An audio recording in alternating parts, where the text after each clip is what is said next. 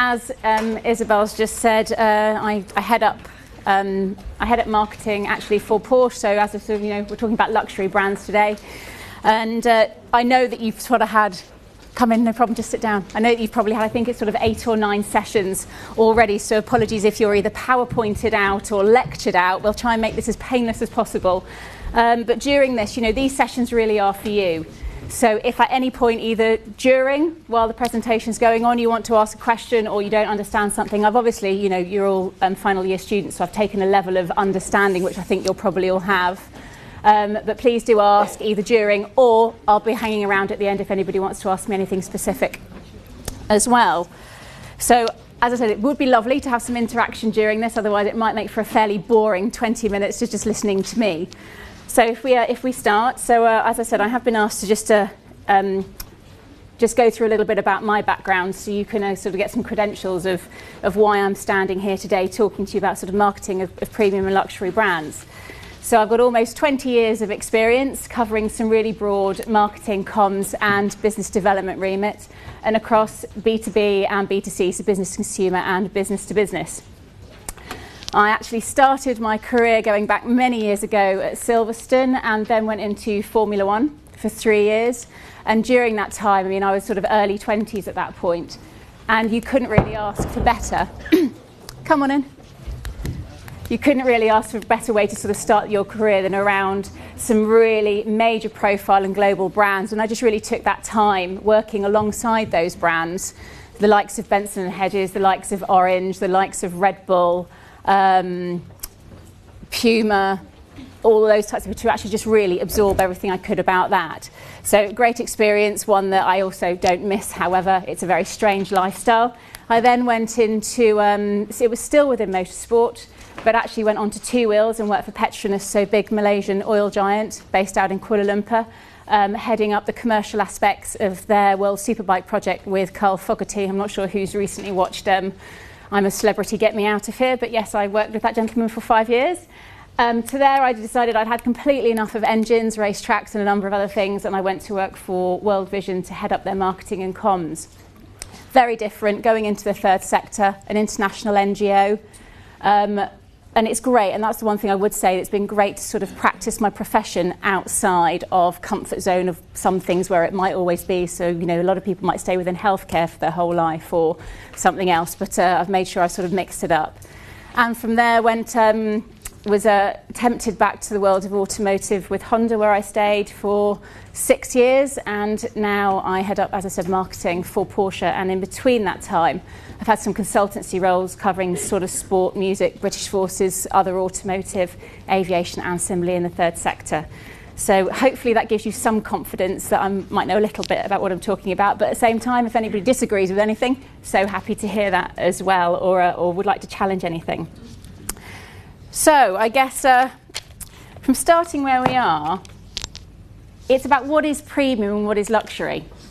So premium brands, I think it's an expression that people have heard an awful lot over the time. We've now got luxury brands as well. What is premium, what is luxury? You could argue it's subjective. It's partly based on perception. It's partly based on your background. It's partly based on your wealth, your affluence, and in your lifestyle and your experiences. So I think we can sort of fairly say that in the level of brands, you've sort of got things which are necessity at their fundamental level. You've then got basic. You've then got what is actually called quality, but I call the nice to haves. You've then got premium, and now you've got this level of luxury as well. So we're just going to look at 3 particular different industries, and it would be great to have your view on these things. So my 3 questions is, what does each of these mean to you that we're going to pull up in each sector? Which one do you consider to be the premium brand, and which one do you consider to be the luxury brand, and then why? So I guess if we look at, first of all, if we look at airlines. So I'm hoping, stroke assuming there's nobody in this room that doesn't recognise all of those. So if I was to say to you, out of those, just if I was to say EasyJet, what's your perception?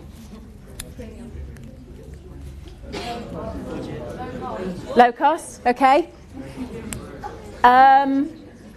So your perception would be, if you were sort of looking at the necessity, basic, nice to have, premium or luxury, where would it sit? Towards the bottom is sort of where I think I'm hearing, absolutely. So if we then talk about Emirates, so obviously a United Arab Emirates based airline, what does that mean to you? So more premium, okay? Virgin, British Airways? Nice to have, yeah. And again, there isn't necessarily in all of these a right or a wrong answer. It's perception at the end of the day. We know, however, that EasyJet and Ryanair are the low-cost airlines. We know that they're not really frills. You know that the service is going to be relatively basic, but it's kind of what you expect. So they're at least meeting your expectations, hopefully. Your expectations, I would imagine from just hearing the glimmers of what you've been saying, is that you're going to be expecting more if you're flying on British Airways or Emirates. And it's because they command that slightly higher price, that slightly higher premium. Virgin still, in that scope, depending on which service you go for, can be even further to that. So if you had to pick one of those, what of all of those would you say is the premium, and which would you consider the luxury brand? Emirates luxury, okay. British Airways premium. Yep, that's fair enough. So if we now look at fashion, again, same exercise for this. What do each of these mean to you? If you just pick one, so Primark, what does that mean to you?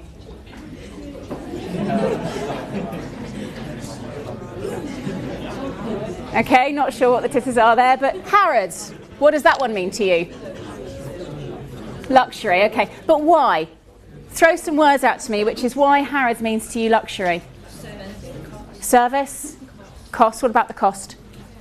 It's expensive, okay?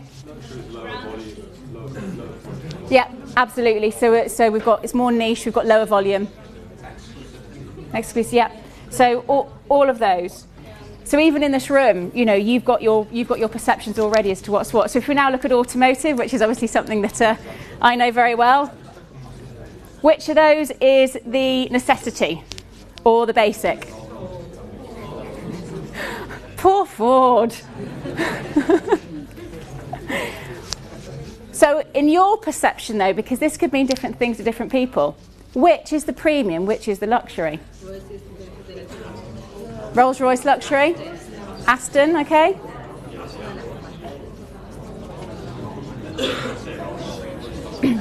Okay, I think it's fair to say then, so in that, everybody's, pretty much coming up with the same elements here of where we're at. So in terms of what it is, we know where we're at. Again, Rolls-Royce would absolutely be considered luxury. For a number of people, so would Porsche and Aston. Given that things like Audi, for example, they used to be the premium brands. They used to be the absolute things to aspire to, the BMWs, the Mercedes. The proliferation of these super brands that have come out of more recent times are what's really now sort of pushing it into luxury. And in terms of luxury brands as well, they do tend to fall into particular sectors. So you'll have motor, and that could include cars, bikes. It also could include yachts, so things which have got motors. Jewellery, property, beauty, fashion, beverages, and leisure. And they will tend to fall into those categories. I think it's also important to say, bearing in mind that all of these largely have products, but, a brand and a luxury brand could be a service, i.e. a hairdresser's, for example. If you went to Nicky Clark or Vidal Sassoon, it could be a shop. As we've said, it's Harrods. It's not necessarily a product or a service, but it is in itself. A luxury brand could be a location. So if we use Necker Island, Richard Branson's own island where you can go on holiday, it's a location. It could also be an attraction, an experience, or an education. So all of those elements now, it's not just about a product anymore or a service. Any one of those things can be created into a luxury brand. I guess the question is how, and then how do you market it? So if we look at the characteristics of a luxury brand, I think a lot of you have sort of come out with them anyway. You've talked about higher price, you've talked about it being niche rather than volume in terms of quantities. But essentially, I think it can be broken down into two elements. And this is where luxury brands very much differ from mass and consumer brands or consumer durable brands. is that there is an absolute necessity that at their core they have these 4 elements. And this isn't something that you can necessarily create. Persona may be slightly different, but they're just inherently and intrinsically there. So, for example, if we look at performance, this is about innovation, it's about originality, it's about absolute excellence in doing what it's designed for, the first of its kind. And a good example of this would be Apple's iPad. You know, you can't question Apple's innovation. You can't question the fact that, you know, their performance of what they do and what is said is actually happens. So if we then look at pedigree, this is about the legacy and the history that you get. It really gives that brand credibility. You believe that you're buying into something which has got that heritage, that authenticity, that craftsmanship. And then this is reflected in the activities as well. So if we look at things like Hermes, you know, how many people normally in their right mind would spend £1,500 on a handbag? But you'll have those that do, partly because of this pedigree that it's got. Omega watches, there are a number of brands that are like this, so that's incredibly important, and so it's a core of what luxury brands must have. Paucity is the next one, and this is about scarcity, rareness. Hard to find, harder to come by, harder to attain. So it's got to have, and that's what somebody used the word exclusive, and sometimes it's this rarity or difficult to get hold of that can really give it that luxury and that exclusive element. If there was something that was just 10 a penny, you wouldn't feel as though you were getting something that was as luxury or as premium as it is. And the last one is persona. This is about a very, very unique culture and personality that is so personal and bespoke to that brand. So they are the cornerstones of a luxury brand. And if they don't have those 4 things, it's probably not going to have the ability to become and be sustained as that luxury brand. However, around that, there is a rather large layer of variables. And these are the other characteristics. Now, it's these variables that can be completely tangible, but also highly intangible as well. But again, all need to be taken into account when we're looking at the marketing of these brands. So if we look at these, and just in no particular order, so you would be expecting elements of a luxury brand to have confidence in the way it talks, confidence in the way it promotes itself, confidence in the way it speaks, confidence in the way it portrays itself. And again, the very careful element here is not for a brand not to cross over that line of confidence into arrogance, which is something that does need to be careful of. Exclusivity and prestige, already talked about that. Alternative options for luxury brands. I mean, you know, you could go out and buy Fairy Liquid. Let's use that as an example. How many alternatives have you got that you could buy? A lot? Not a lot? Loads. To go out and buy an Aston Martin, how many alternatives have you got?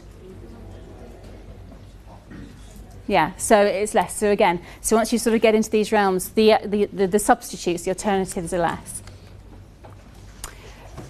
Another characteristic is very much this essence, and we've talked about this almost with Hermes, using that as the example again. It's timeless, classic elegance. If you look at, I don't know, let's use Porsche cars for example, you will find that the style has over time, and the design, you can tell from then to now it's the same. They are fairly elegant in their design. They are timeless. They're quite classic. Watches, very much the same when you look at those. High quality, something I think that came out when I was asking some of the reasons why you put those particular brands that we showed into a category. So yeah, it will have very high quality, and that becomes an expectation of the people buying them. Luxury brands are normally also aspirational. Again, it's a completely subjective and totally intangible element. And they might be aspirational to some, but not to others. Pride of ownership. This is very often about somebody's own perception of self. So does having this item, does using this service, does going to this location make me have a better thought of myself? Does it make people think differently about me? So it's that pride of ownership element. Premium pricing, as I said, I've always suggested, but it's premium pricing that, I don't know if all of you have heard the expression of if you have to ask how much it costs, you can't afford it. And I think that's obviously sometimes where, when you're getting into these realms, that is very much the case. It's not a question you'd normally hear asked, or very often it's not even something that on a product you'd actually even see the price there. And experience, I think this is an incredibly important facet of luxury brand characteristics in marketing, because it is all about the experience. It's about what somebody wants to feel. It's about how they want to be treated. It's about how they want to be understood. It's about how they want to experience that product or service as well. Volume, we've already touched on. Luxury brands invariably, if you think about them, they invariably stir emotion. It might not be something you're interested in at all, but if it is, and they will normally stir some sort of emotion, whether that's a desire, whether it's looking at it thinking that looks beautiful, whether it's I'd like to have one of those one day, whether it might be that's extortionately overpriced, that's absolutely fine, but it's still a characteristic. Superior service, again, that sort of links in with experience. Custom made is something that we also get when we're looking at sort of this end of the sector. You wouldn't walk into Primark and say, I really like that top, but can I have it with red stitching please instead of white? Whereas you can obviously you've got that element as a customer of a luxury brand to be able to sort of really be quite bespoke in what you want and have things personalised to you. So it's unique and differentiated, but as I said, mainly one of the things that this is all about, it's about a lifestyle, and it's about the lifestyle that people want to choose. And so we have to bear in mind when marketing that we are marketing a lifestyle and a persona sometimes, not just the actual physical product of what it is. And one of the other things is just in terms of this, sometimes we have sort of looking at luxury brands about the here and now, but there is also the element that something that is a characteristic of these that isn't necessarily in a mass product is that people will often buy older items of these as an investment piece. And that's a whole separate marketing element that we won't go into, but actually incredibly important when portraying this. You can almost have something which you might be marketing now, or a product or a service, that actually in 20 or 30 years' time is going to be worth 10 times more, because of course it's creating the prestige and the allure around it. So, opportunities and challenges, because there are both in luxury brand marketing, the same as there are in mass consumer durable marketing. Now, I've not separated them out because you could argue that each one of these is both an opportunity and or a challenge. So we've already talked about this one, what is premium and what is luxury. And this is changing. It's definitely changed even in the last 5 to 10 years, globally and in this country. As I use the example of Audi, they used to be considered, that was it, a premium brand. Everybody aspired to it. Now it's actually fairly commonplace. So, increased affluence among sectors in the UK. I'm not sure, has anybody seen a programme or as a series of programmes that was on television recently called Super Rich? Yeah? What did you think of it? What did you think of the programme? It's quite interesting, but I thought quite annoying people on there, I thought. Okay. A bit tedious. Okay. But what has come out of that, as you say, they could be quite tedious. It's interesting to see those lifestyles. But what has come out just in the last 2 weeks of surveys, that we've now got 1% of, well, the world's richest 1% are now richer than the rest of the entire world's population put together. So when you actually think about that in those terms, and this is the first time that has ever been the case in the history of the economy, all of a sudden what we're talking about here takes on a whole new meaning. Because whilst we're calling these luxury brands, the divergence in the gap between us normal people and the super rich has divided even further. And we're now in a situation where luxury brands, which beforehand were the rarity, are in a position now where they are needed to become more the rule rather than the exception. And that is a huge challenge, but also a great opportunity as well for certain brands. Again, this is actually similar to the massification, a strange word, I know, but massification of premium and luxury. Again, I'll use cars as an example. Mercedes and Audi, they used to be the one that everybody aspired to have. Now, fairly commonplace. Even we would look, and it was an interesting thing when I joined Porsche, and I turned around and said to them, well, what is the main demographic? What do you consider to be the main profile of a target audience? And somebody turned around and said to me, male 40 plus earning over £100,000. And I was like, how have you arrived at that assumption, oh, it's what Germany have said to us. Well, okay, but we're in the UK market, and also when you actually look at things these days, so you could have a bachelor who earns £60,000 and decides actually that his disposable income, he wants to spend it on a Porsche. That doesn't fall into the category. So again, we're having to be really careful these days of how we actually profile audiences and potential consumers, whether they're business or personal consumers, to our brand, because that might not be where you think it is. And so the profiling and insights of audiences really are key. Brand growth and diversification. Again, it's both an opportunity and a challenge, because any brand, you can't sit still. They do have to grow, and that invariably happens through either greater market penetration or diversification. The issue you've got with something like this is, how do you do that but without distilling the brand or the brand's identity or the user's sense of exclusivity? So that's something that needs to be weighed up. Retention is another area.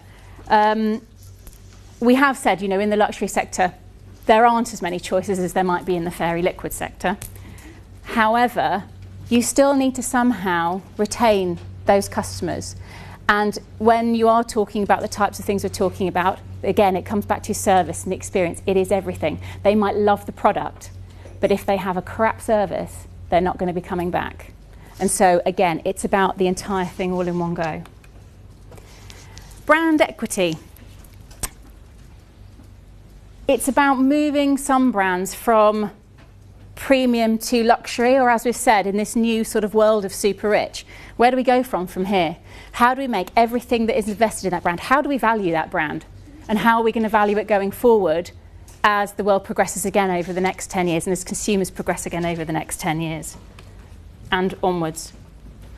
So remaining admired and aspired to, it is a huge challenge for some brands, because I think we used the word before, arrogance. You've got to be so careful that that pitch is right between keeping that product, service, location, whatever it might be, exclusive, accessible to all, accessible to just the few, but also making sure that it's not totally out of the reach that people look at the brand and think, oh, it's just arrogant, I can't be bothered with it. You want to make sure that people who can't necessarily afford it now, but might be able to in the future, still have that warm feeling about the brand as well. So the ethics of premium and luxury brands. I've actually got somebody I've been coaching on a dissertation about this actually, and this is what they've looked at, and it's a really interesting subject, but it is something that does have to be carefully considered. We've all heard in the past of where some of the most luxury brands have been producing items, but actually they find they've been doing it in a sweatshop in China. So why is that?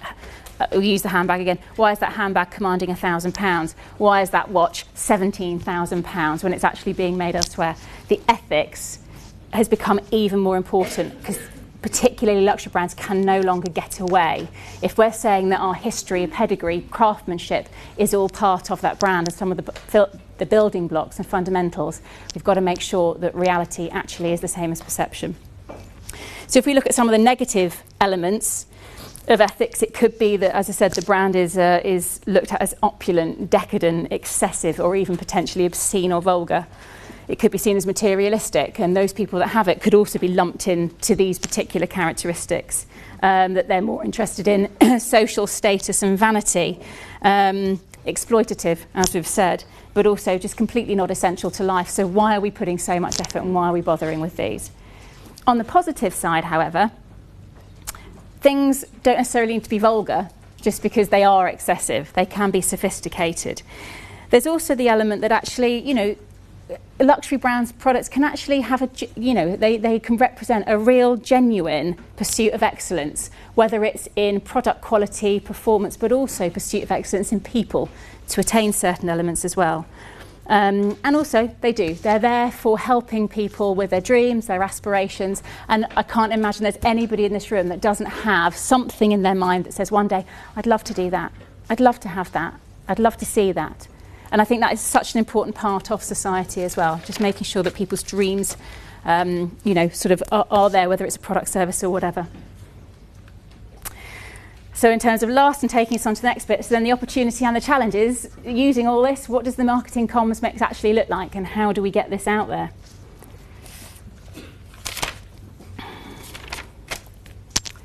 So how are we marketing to them?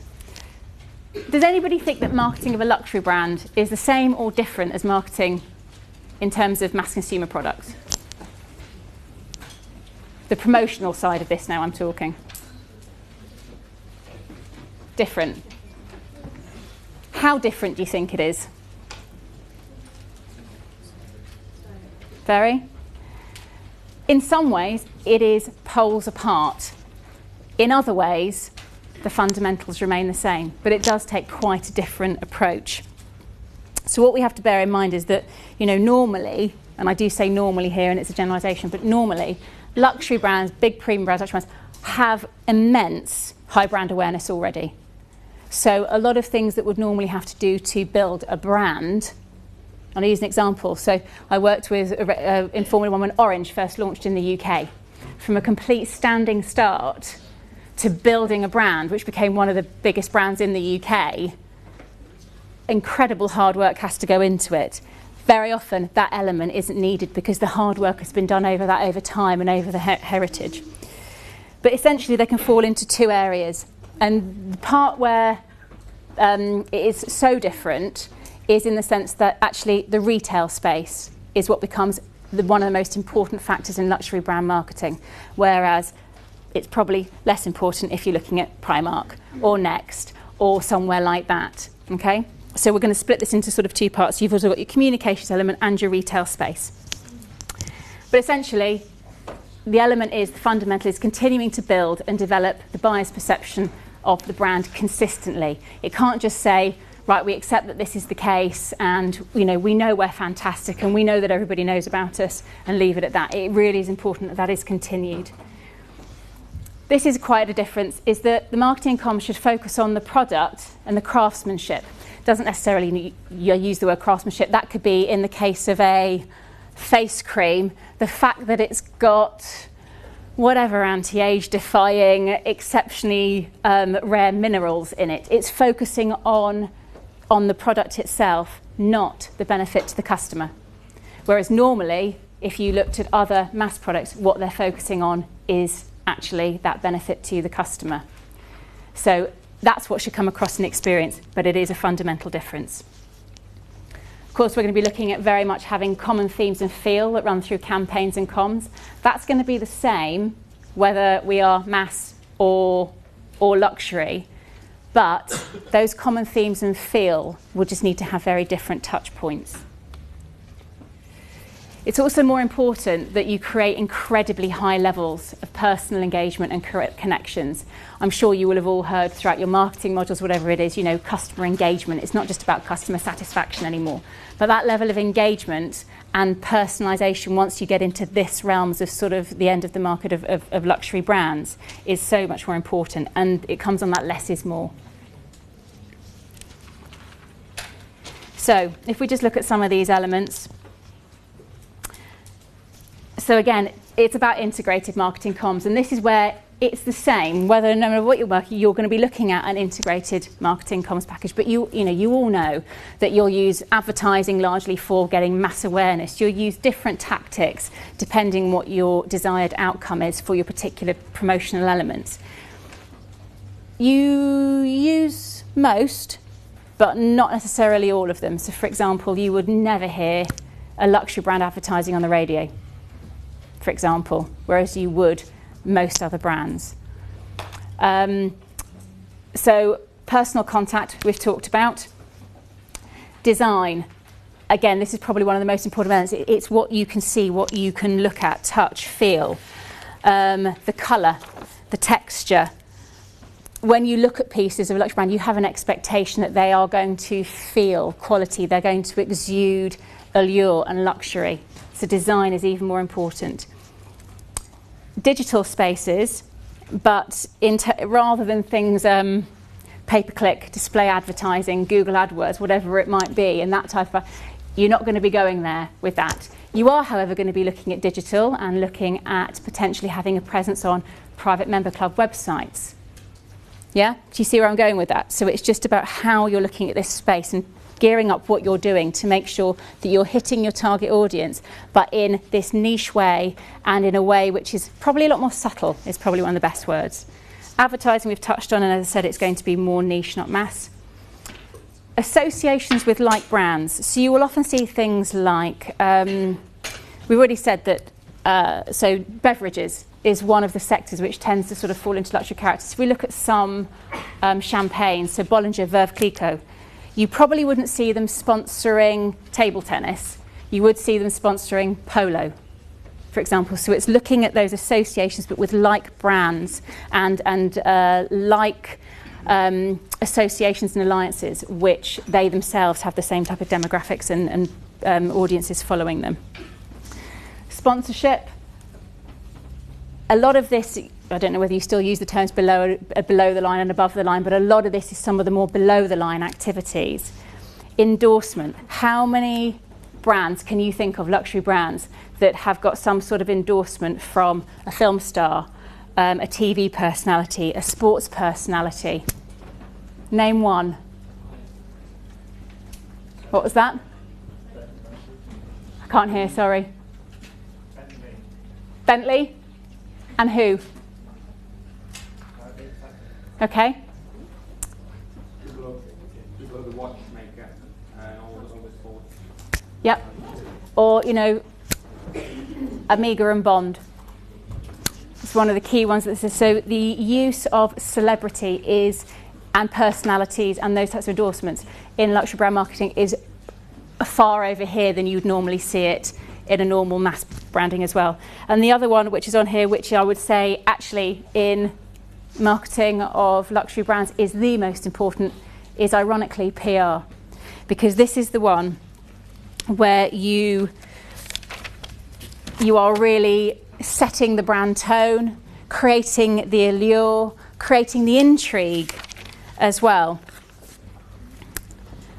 And it has the ability to be sustained, and it's about anything which can sort of capture that imagination. You have the opportunity to do that a lot more across PR than you do sometimes across advertising. So really what we're saying here, it's about finding those really right content, the right channels to get to the profile of the audience that you've chosen. But there is no doubt that all research more recently states that where you have got higher engagement with a brand, emotional engagement with a brand, is where you've actually got a lot higher levels of repeat or purchase intent and retention as well. Is there anything in this that you've noticed is glaringly missed out? And there are two things which are normally absolute no-go areas for marketing within luxury brands. Any ideas what they might be? Offers. Sales promotions, absolutely. Complete no-go area. It devalues the brand. It also, and what do you think another one might be? Newspaper? Advertisement?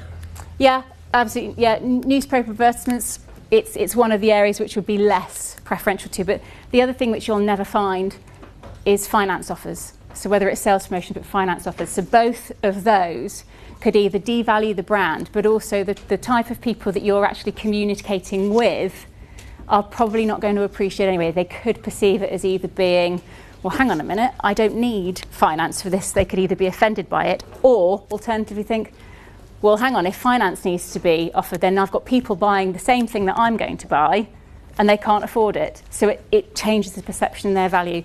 So two things that you will never see in luxury marketing, but you would see obviously in mass marketing as well. And of course, all of these elements combined with the core and the variable elements from 2 slides ago will combine together. But what we also can't miss off, and this is the same regardless, but increasingly important and even more so for luxury brands, because it can be sometimes very difficult to say what has generated, particularly as a lot of the things we've been talking about are more below the line, they are more subtle. It can be really difficult to say, well, what has actually generated that sale? What's generated that inquiry? And of course, from marketing, what we're here to do is generate sales opportunities, not sales, but sales opportunities. So it really is about finding those ways of setting KPIs, key performance indicators, whatever campaign it is, based, however, on your commercial objectives, and then putting in place some really strong monitoring tactics and tools to make sure that throughout the entire process we're looking at those. so that we can then evaluate everything we've done, because nothing should really be done, particularly when you're looking at this high sector, because you could argue that in more mass marketing, the cost per conversion, so let's say we spend £100 on marketing and we get 10 people, it's £10 per person. The cost in luxury brand marketing is extortionately more, and you could be looking £1,000, £2,000, £3,000 per person in terms of that conversion rate. So what we're doing and how we're doing it and why we're doing it becomes increasingly important. Not something that luxury brands have actually needed to necessarily do in the past, because even up until sort of market crashes in 2008, luxury brands seem to be a little bit set apart from market and economy. They're not anymore. Those things do affect. So again, hence the reason why these elements of measurement have become more important over the last few years. And of course, that gives us whether or not we've had return on investment from our activities. So in summary, luxury brand marketing, product excellence by itself isn't enough. As we've seen, it's about all those other elements. It must perform at an experiential level, and as consumers evolve, the brand needs to evolve with it. And we've also looked at the whilst pedigree and heritage factor is important because it really does underpin the brand and its lineage. They've still got to make sure that over time that brand and the products, the services are still relevant and are dynamic, and that the persona of the brand continues as well. It can't just remain static. As I said, luxury brands must continue to maintain exclusivity and stature, but this has to be literally from the whole retail experience right through to communications and the touch points it associates itself with. I hope that it has been a whistle-stop tour, really, of luxury brand marketing, as I said, based on a number of assumptions of where you know anyway in your marketing and brand knowledge. I hope you've enjoyed it. If you do have any questions, please, I'm going to be around for the next sort of half an hour or so please do come and ask. But thank you for your time.